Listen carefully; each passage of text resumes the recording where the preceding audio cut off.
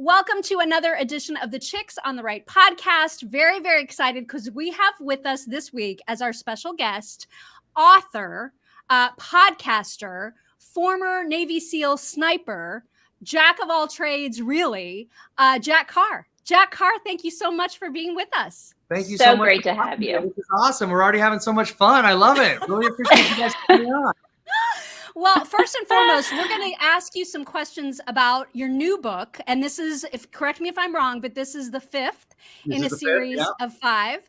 And wow. This isn't the newest one, the one that was just released like a week ago, In the Blood. That's different than the movie that's coming out that features Chris Pratt. That's that one is called Terminal List, right? That's right. The Terminal List. That's the first one in the series. And it comes out July 1st on Amazon Prime Video. And that is a series, right? So that's not just like a one-time movie. That's an actual Amazon Prime series. Am I right about that? Series, yep. 8 episodes drop all at once on July 1st, and it has tested the charts with test audiences. So that's making everyone very happy over at Amazon. Super excited about that. About that movie, because I know Chris Pratt optioned it like before the book was even released. How did that happen? And how is it that we can arrange being able to party down with both of you? Oh, awesome. Yeah, right. Very kind of you to include me in that. But it's kind of crazy how it all came about. So the book was getting published, and they have these things called galley copies, which come out a little earlier. So I have this rough draft thing, and I'm just kind of waiting for publication and realizing that, I might need to do a website. I might need to get some social media presence. I'm kind of like, I don't have any background in any of those sorts of things. But in the meantime, I get a call from a friend of mine I hadn't talked to in about 5 years. And his name's Jared Shaw. And I guess let's go back a little bit further. So while I'm in the Navy and I'm finishing up my time there, I'm starting to write this novel. And being a child of the 80s, it's very natural for me to think, who is going to play my main character? And at the time, Chris had not done Guardians of the Galaxy, had not done Avengers, had not done Jurassic World. He'd been Andy Dwyer in Parks and Rec, so, lovable Andy Dwyer. And then he had a very small role in Dark 30, the movie about the Bin Laden raid, where he plays a Navy SEAL. Yeah, so great movie. And I thought, he seems like an inherently likable person on and off screen. I think I may have seen some sort of an article in something that said he was kind of pro-military or a guy's guy type of a person. And so I'm typing away, and I think, I don't want someone to play this role. Of course, I have no connections in Hollywood or publishing or anything. I'm just typing away, not even concerned at all that maybe he might not want to option it one day. But I think, hey, who's that guy that needs to take a risk? Like Tom Hanks did all the comedies in the 80s. Then he took a risk with Philadelphia in the early 90s. And then he can really write his own ticket from then on. And I thought, who's that guy for this generation? And I thought, Chris Pratt can pull this off. He's the guy. And that's what I'm thinking as I'm typing away. So fast forward. Oh my gosh. And I get this call from an old SEAL buddy who I hadn't talked to in 5 years. And he says, do you remember me? And I said, absolutely. And he said, do you remember what you did for me in the SEAL teams? And I did not. And he said, you sat me down in your office. You talked to me about transitioning out of the military, going to the private sector. You introduced me to people in the private sector, and no one else took the time to sit me down and talk about those things. And I've sincerely appreciated it. And I've always wanted to thank you. And I said, no problem. How's it going? And he said, it's going great. But I heard love that. And I said, yeah, it's coming out in a few months. I have this galley copy rough draft thing I can send you to check out. And he said, I'd like that, but I'd like to give it to a friend of mine. And I said, yeah, who's that? And he said, Chris Pratt. I was like, well, that's certainly because I pictured him playing this role. So my friend Jared got it. He read it and gave it to Chris. Chris read it the last week in December in 2017, and then called the next week and wanted to option it. So, and now Jared, my friend, he's in the show. He's a producer in the show, and he's an advisor. He was an advisor on set for the entire filming process. So, that's how that kind of crazy how that all came about. It's like serendipitous. It's like meant to be. Crazy. And at the same time, I love that. I was picking my director. I figured I picked my actor, so why don't I pick my director? And of course, I'm sitting there in our little Coronado, California little office off the bedroom between 10 at night and 2 in the morning. That's the only time when the kids aren't running around chaos. And so anyway, I'm picking my director, and I thought Antoine Fuqua. Antoine Fuqua will direct this because he did Training Day, he did Tears of the Sun, Magnificent Seven, Shooter, Equalizer. He just seems like a great director for this type of a project. And lo and behold, a friend gave a copy to Antoine because they'd worked on Equalizer together about the same time Chris got it. and Antoine wanted it at the same time. So now all three of us are executive producers on this thing. I'm back. I'm sorry. I'm so sorry. Yeah. No worries, I'm sorry. Continue. I was listening. Antoine Fuqua. I'm sorry. I was listening. I was right there with you. Yeah. So now he's directing it. We're all three executive producers on it, and it could not be in better hands because they want, you make changes when you take a story and then you adapt it to screenplay because you're telling it visually now. So there's a lot of trust that goes on when you hand something over to a crew in Hollywood, and this could not have been in better hands. So they absolutely crushed it, and I could not be more thrilled. How long did it take, that whole process, from the moment he optioned it to like now that it's out and ready to be seen? Yeah. How long is it? Did it actually take that long, like that couple of years? Well, when you have a star like Chris, who has a lot of options out there, his schedule fills up about 3 years in advance, and even back then. So that was the first week in January of 2018 is when we did that. So he had it back then, and then in December. So it took about from then until December of 2019. When they put me together with a showrunner, and a showrunner is like someone in a series who's just juggling everything, juggling multiple directors, dealing with Amazon, dealing with other production companies. Like he's the guy, he's the person that is the one point of contact for everything. So they usually they get rid of the author right away. The author on set saying, "You ruined my vision. You destroyed my material." But Chris and Antoine wanted me there from the start. So they connected me with the showrunner, David DiGilio, who's amazing, in December of 2019. So the process really started in December of 2019. And we put together a pilot episode, meaning David really did it. And I was just learning, and he was mentoring me along. I'm learning about screenwriting. I'm advising here and there on some of the technical aspects, or giving him some backgrounds on characters and that sort of a thing.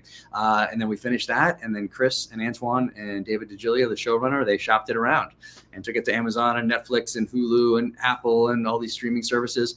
And they got in some sort of a bidding war, and Amazon ended up with it. So about a month or so after that, they put the writer's room together, and then I advised on all those scripts. And then we got to March of 2021, and that's when we started filming. So we started filming then and finished up in August of 2021.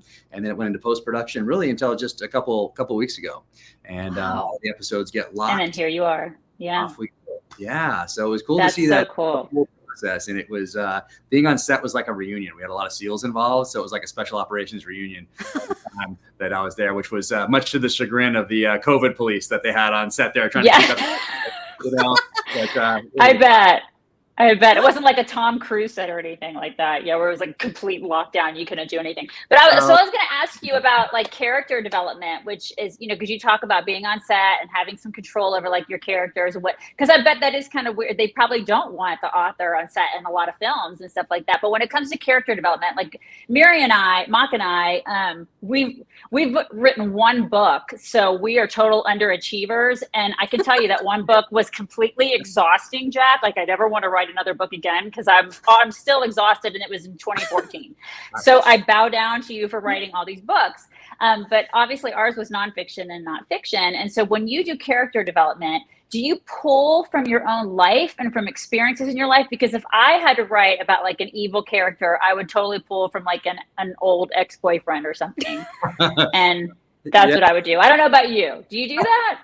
Well, certainly our senior level politicians give me a lot to work with when it comes to developing that guide in the book. So it's very therapeutic to write these things. But yes, I'm in a constant state of exhaustion. And that's just these days. Yeah. So 3 kids, dog, wife, everything at home, like doing all that stuff, 16, 14, 11, and then trying to make time to write where I'm not interrupted by all of that other chaos. So that's kind of like the main challenge. But it's a great challenge to have. And it's fantastic. But what's easier, being a fiction writer or a Navy SEAL? Well, I've trained myself up for both from a very early age. I wanted to serve my country in uniform very early on. And then I started reading the same books that my parents were reading also very early on, about 5th grade. By 6th grade, for sure, I was reading all the things they were reading. So Tom Clancy, DeMille, and A.J. Quinnell, and J.C. Pollock, Mark Olden, David Morrell, all these guys who had characters with backgrounds I wanted in real life one day. So they were either Navy SEALs from Vietnam, or they were Army Special Forces guys from Vietnam, Marine snipers, or CIA paramilitary. And I just grew up with that because you couldn't just jump on the internet and type in Navy SEALs and then spend the rest of your researching. There was a finite amount written in the early 80s, mid 80s, late 80s about SEALs, about special operations in general. So I went into the pages of these thrillers and I just loved reading them. It was magic, and I just knew that one day after my time in the military that I would write those same kind of books. So what I was really doing was myself an education in the art of storytelling, even though I didn't look at it like that at the time. I came at it from the fan perspective. I was just enjoying it and knew that's what I would do one day.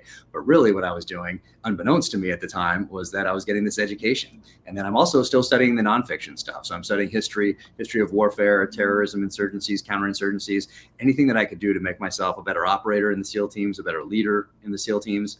And then, of course, I go into the military and make it through SEAL training, buds, and then September 11th happens. So go to Iraq, Afghanistan, and have these experiences downrange. So as I'm getting out, all those things kind of come together to help me develop this novel and put that foundation of reading and books that I liked growing up, and then that academic study of warfare, and then the practical application of warfare, but more so the feelings and emotions behind things that I was involved with downrange. So if my character gets ambushed, let's say in Los Angeles, California, I can think back to what it was like to actually be ambushed in Baghdad, Iraq in 2006, and then take those feelings and emotions and apply them directly to the narrative. I don't have to go out there and find someone who was in an ambush and then interview them and then take their answers and have that go through a bunch of filters of preconceived notions or biases, or maybe something I read in another book or a movie or something like that. It goes directly from my heart and soul right into the page. So that makes them, even though they're fiction, inherently personal.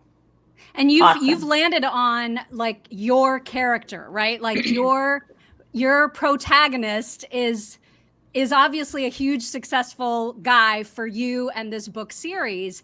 So now that you've written 5, like as an author, and maybe I don't know, because I know if you're asked to pick a favorite kid, that's awful. That's like not something you're supposed to be asked or answer. Supposed to answer that question.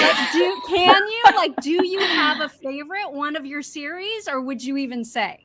Yeah, no, it's always the one that I've just finished, or the one that I'm just starting to work on. And that's just how it is. Maybe because it's such a labor of love. I've heard other authors talk about how they can't wait to get rid of it. Like spend so much time with it, they can't wait to get rid of it and move on to the next thing. Or they get tied to their character and they feel like they're tied to it. Like I love being tied to this character. It's such an honor to be tied to this character that's resonating with people. But it's always the last one that I do. So it's In the Blood is my favorite thus far, and it's actually turning out to be a reader's favorite as well, from the reviews that are coming in this week and the feedback I'm getting on book tour, which is kind of unusual for a book at book 5. Usually it's like the first one that people read or something like that. But this is turning out to be everyone's favorite, which is amazing. It ended up being the most action-packed of all of them, which was my intention at the outset. It was just how it naturally happened and progressed. But right now it's In the Blood, and very shortly it'll turn into book 6 as I dive back into that after book tour. That is just awesome. It's remarkable. Yeah.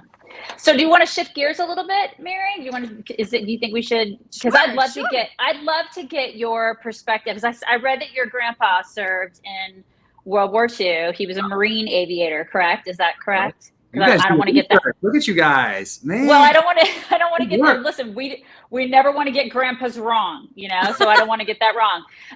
But so he was a Marine aviator. And so I know that I believe that he passed away before you didn't really get to know him very well, but you had a lot of his stuff. And so you had all of that stuff, and you had like his medals and things like that, things of his.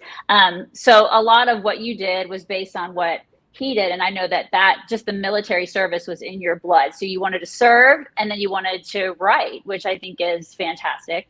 But just looking at the military today, how do you think the military has changed, like in the past 10, 20, 30 years? Because we've seen a lot of wokeness and whatnot in the military, at least over the past, because, Mock and I have been doing this for 14 years now. And to us, it's changed, but we're not in the military. So I'd love to get your perspective on that. Yeah. So my grandfather, he was killed in World War II. So I grew up with all his medals and photos of him and his squadron. He flew a plane called the Corsair, which is the one that had these gull wings that would fold up like this. And my dad never met him either. He was in World War II. He was born while he was away. Which happened to a lot of families back then. But he was killed off of 1945. So it was just something that was innate in me from my earliest days, was his call to service. But that, I think, certainly impacted me growing up with those items of his medals and his wings and everything else. And then there was a show on TV called Black Sheep Squadron back then with Robert Conrad playing Pappy Boynton. And I think by the time I saw it in the early 80s, it was already in syndication. But that's the power of popular culture. And that was my touch point with my grandfather, my dad's touch point with his dad, because back then you couldn't just find people on Facebook or something. Right. Anybody from your dad's squadron, all these years earlier, 40 years before, 45 years before. So the power of popular culture was strong, I think. And we had good role models in popular culture back then as well. Mm-hmm. That's missing a little bit today, I think. But when I look at the military as a whole and I look back, I see a distinct change after World War II. And up in the lead up to World War II, we had George Marshall, who people know for the Marshall Plan following World War II. But really what he did, he did that obviously, but in the lead up to World War II, he held people accountable and fired them if they could not do their jobs. Same thing in World War II. Like all the names that we know of, all these great admirals and generals who we think of as leading us through the war. Well, really, there were people in those positions before them that didn't cut it, and George Marshall fired them. He'd give them a chance, but if they didn't perform, they were gone. They didn't fail upward either. They were done. And after World War II, something shifted, and I don't know why, but this inability to hold senior level military leaders accountable became a part of this culture. At the same time, of course, we have Eisenhower warning about the military-industrial complex. We also have a shift in the way we talk about our Defense Department, because it used to be the Department of War. In 1947, it changes to the Department of Defense. We used to have a Secretary of War. Now it's a Secretary of Defense. We have this whole military-industrial complex that builds up for the Cold War, and I think we're seeing the effects of that today, the inability to hold senior level leaders accountable, because there is this essentially either this circle or a triangle or something where you go from being in the military to being on a board to being in a think tank to being an advisor to a politician, and all of this stuff circles around, and they're all interconnected. So that was a change after World War II, and I think that change, coupled with the inability to hold senior level leaders accountable, directly leads to what we had in Afghanistan this last August. We had this people that they didn't learn the lessons from the Soviets in the early days of the war. They didn't even have to go back to the 3 British incursions in the 1800s and early 1900s. Didn't have to go back to Alexander the Great or Genghis Khan. We had the Soviet experience from which to draw lessons. And then we had year after year after year of our own experience from which to draw lessons. And what you can do is you can go and see these guys sitting in front of Congress. You can take off the year and you can take off the name, and they pretty much sound exactly the same for 20 years. I need more resources, just need more. Our Afghan partners are meeting their milestones, just need more troops, more this, more that. This exact same, essentially it's the same person in the seat with a different name for 20 years. And it does not escape the citizen that we took 20 years to replace the Taliban with the Taliban. And held accountable over that entire time frame. Certainly no one has been held accountable for what we saw in August. And that's right. To fail upward. So there was a distinct change after World War II. But what about more recently, like within the last couple of decades? I worry, just from being an outsider, about how soft it seems to be becoming. And I don't mean to suggest that there's not tough military folks out there, because obviously there are, but I worry from just a leadership standpoint and the messaging that comes from the top down, that the priorities are things like, CRT and diversity, white supremacy. training. Yeah, exactly. Like what in the world? How is that? This is not helping us be war ready. Right. Something doesn't directly impact our readiness. And the job of the military is to be ready to go to war. It's not to go, it's to be always prepared for when that call comes. So if something isn't tied to that, it should probably not be the focus. It shouldn't even be on the table. So when you see those reading lists and you see all these other things going on, but also at the same time, when you get to that level, when you get to be like an 06, so like a colonel in most of the forces and a captain in the Navy, and your next rank is that admiral rank, that flag level rank, and then you make that first star, and then there's a second star, and then there's a third you might be going after. It becomes a career to a lot of these people. I won't say all of them. I will say a lot of them. and they become politicians in uniform. And that's a theme that I constantly go back to in my books, because we trust them to make, at those flag levels, we trust them and our senior level politicians to, and not leaders, elected representatives, to make the good strategic level decisions.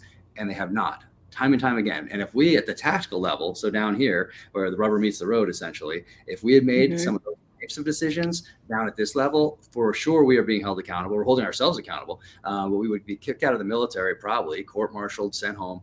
But once again, you look up at those higher levels, and what do? They continue to fail up based off their bad decisions. They protect one another and their careers. It's called the profession of arms for a reason, not the career of arms.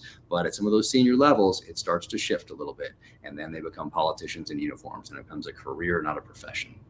Yeah, it's literally like a replication of the government and just the political realm, and us regular schleps out here in the civilian world. You know what I mean?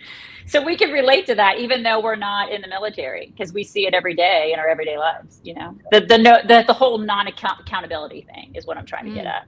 Oh yeah, that those lessons are down. So when you have these 20 years that we had in Afghanistan and Iraq, and you have these people that are coming up in the ranks, and what they see is the person who is making these bad decisions, or they see them fail forward. And there was actually a person that was held accountable, and I'm forgetting his name right now. I think it was in 2009, and he was in charge of Afghanistan. And all he said was something about, hey, this isn't really going as well as we thought it was.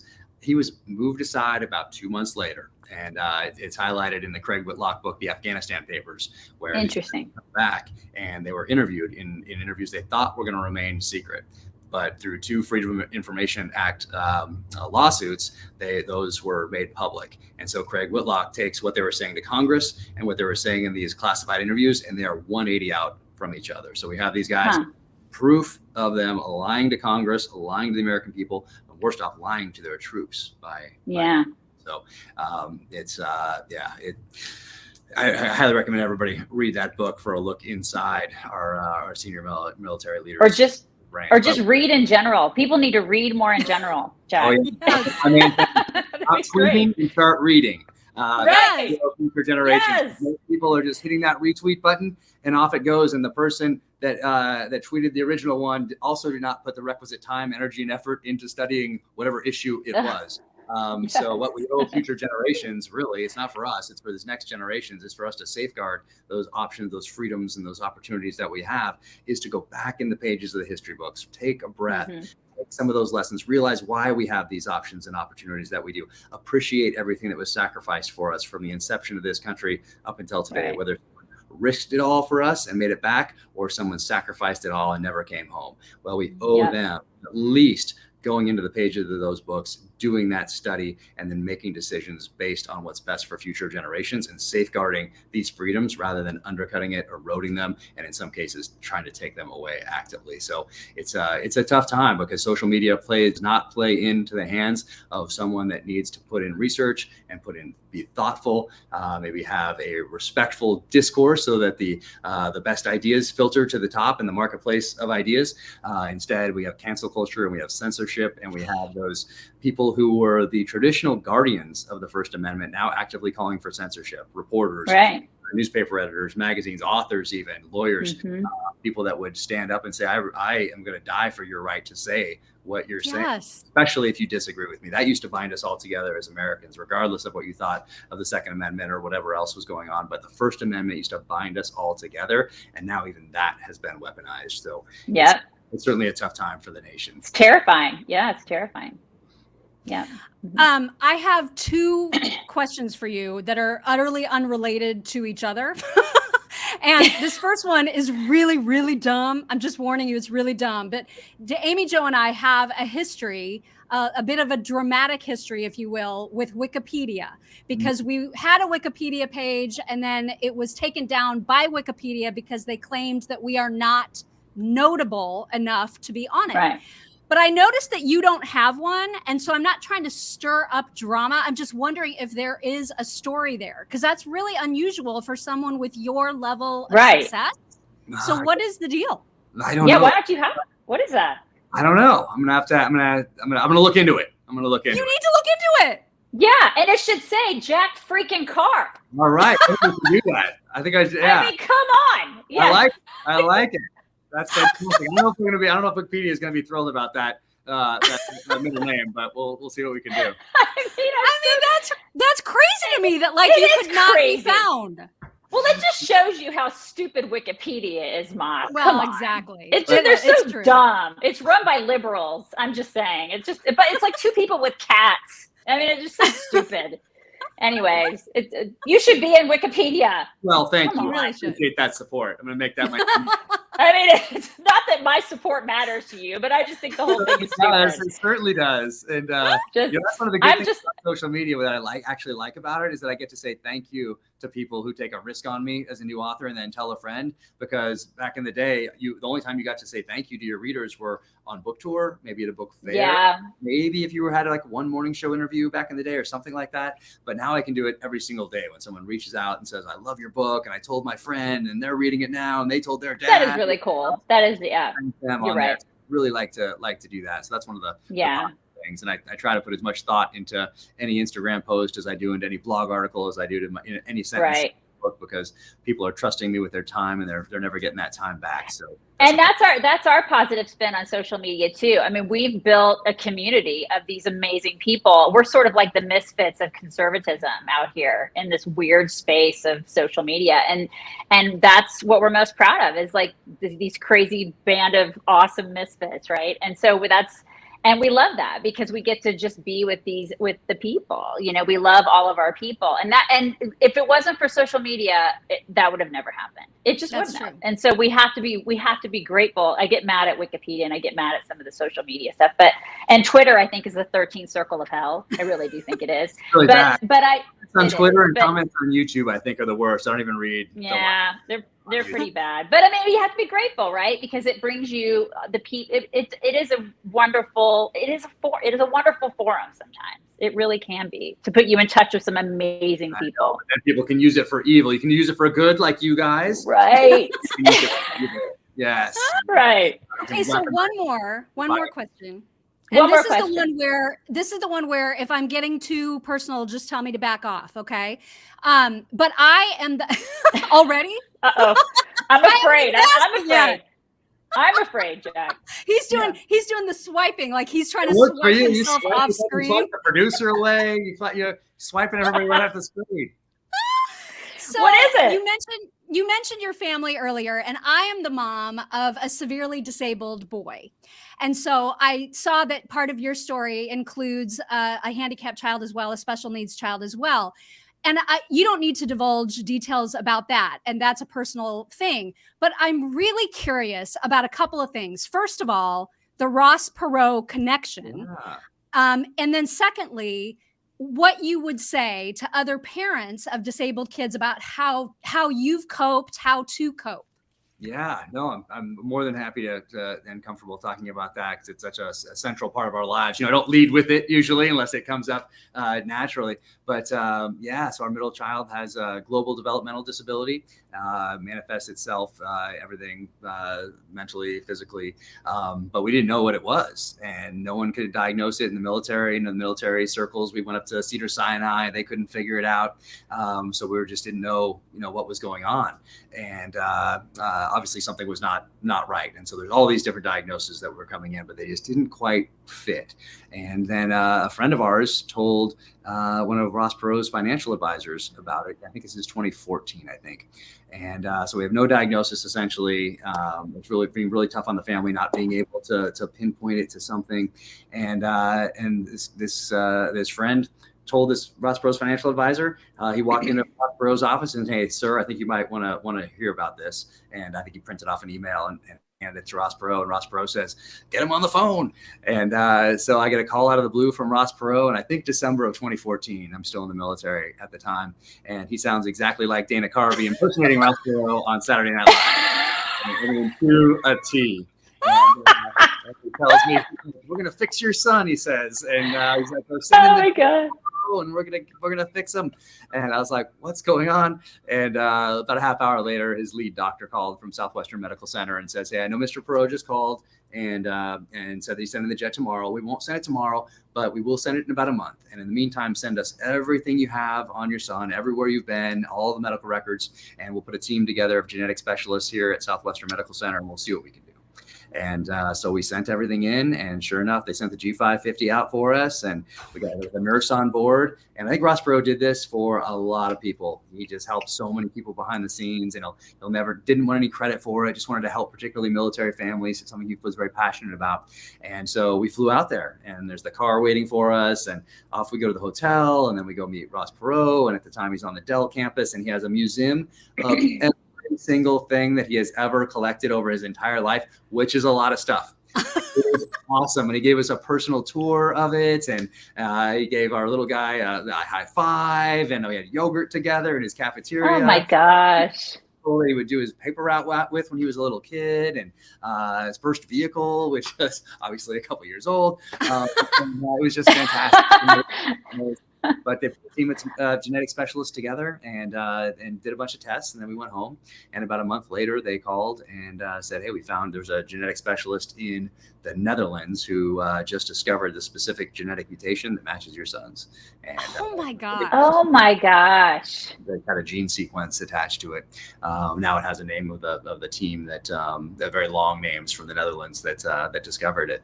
But yeah, so being able to put a name to it was I don't know, it was definitely life-changing for our family for whatever reason.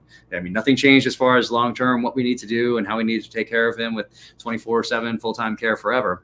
But being able to put a name to it really just let us take a breath and then just have this foundation from which to build. And I don't know why that is, Wow. but that's just how it was. So yeah, for other families out there, you know, I do bring it up as appropriate because it can bring you together. You know, a lot of times it drives families apart because it is so difficult.